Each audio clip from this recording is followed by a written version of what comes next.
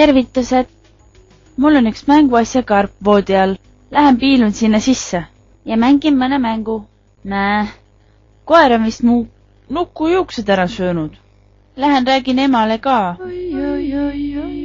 Ema, vaata, keegi on vist koerust tükki teinud. Mis ma nüüd teen?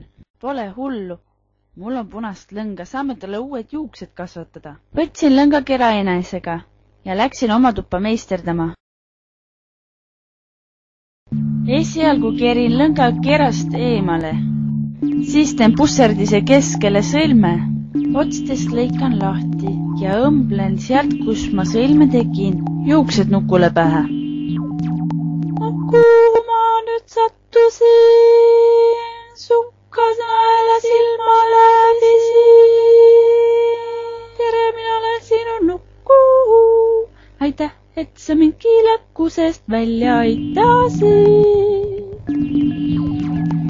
Oi, ma olin vahepeal põrandale magama jäänud. Õmblen nüüd edasi. Peeglipikk